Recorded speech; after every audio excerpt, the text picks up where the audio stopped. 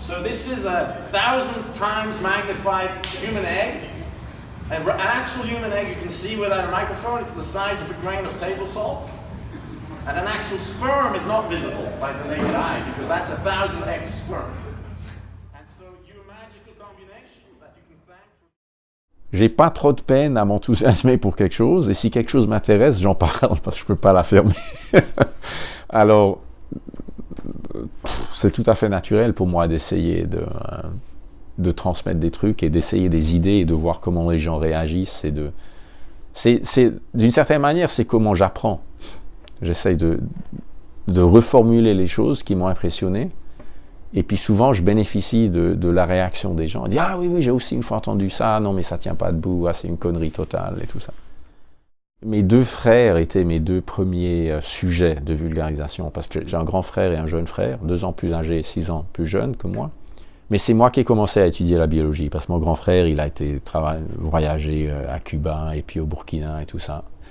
Et quand je rentrais de mes cours, chaque fois, moi je leur racontais tout ce qui me fascinait.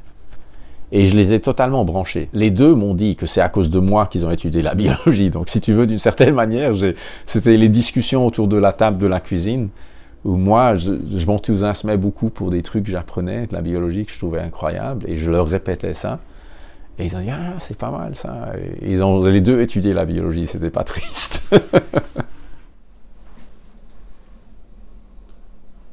Moi, je crois que ça apporte beaucoup aux chercheurs. Ça peut toujours apporter des gens qui vont directement te donner de l'argent pour te. Donc, il y a pas mal de recherches aux États-Unis qui profitent de la philanthropie de privés, qui rencontrent un chercheur ou une chercheuse et puis qui disent « Ah, moi, j'aime bien ce que tu fais plus ». Mais je crois d'une manière beaucoup plus fondamentale, ça rapporte aux chercheurs parce que ça nous force d'essayer différentes manières de formuler nos idées et de les combiner et de voir si ça fonctionne. Et je crois que ça les améliore. Et très souvent, ça nous donne d'autres idées. Donc les questions soi-disant stupides, naïves des gens laïcs, ce sont des fois les questions que tu as oublié de poser parce que tu pensais que ce que tu fais est tellement important et tu t'es perdu dans l'herbe et tu as oublié de regarder le grand arbre au-dessus de ta tête, quoi. Je crois que là, c'est vraiment ça, c'est une espèce de réciprocité qui n'est pas assez appréciée. Mais la plupart des gens que je connais, moi, qui aiment bien parler de choses scientifiques au public, ils en sont tout à fait conscients. C'est la même chose un peu avec les étudiants. Je connais des chercheurs qui n'aiment pas enseigner. Alors pour eux, le job de rêve, c'est dans une boîte à quelque part. Mais bon, c'est une boîte privée, il n'y a plus d'étudiants. Et des fois, tout d'un coup, ils disent, tu sais, il y avait quand même quelque chose de très très dynamique avec des jeunes gens qui viennent et qui ont des questions et tout.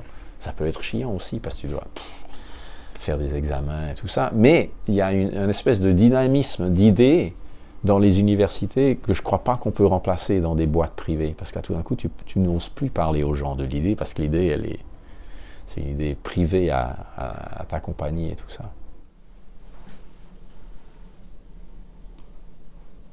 Généralement, j'ai l'impression qu'il y a une prise de conscience parmi les scientifiques qu'on doit tous s'engager plus pour la médiation scientifique. D'une part, c'est la crise totale, vue avec, je sais pas, il y a 50% des Américains qui croient aux anges, et plein de créationnistes et tout ça, et les gens qui nient le changement climatique, inclus le président orange qu'on a en ce moment.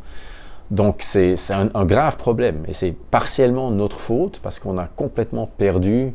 Dans les années 60, c'était les scientifiques, tu avais ton lab coat blanc, tu étais magique carrément, tu ne pouvais pas faire une erreur, c'était l'autre extrême. Maintenant, c'est vraiment, tu es un scientifique, tu dois être acheté par quelqu'un, personne t'écoute, tu es fou, tu as déjà prédit plein de trucs qui ne sont pas vraiment passés, alors on ne doit plus t'écouter. Ceci dit, la plupart des films d'horreur américains commencent avec quelqu'un qui ignore les conseils d'un scientifique.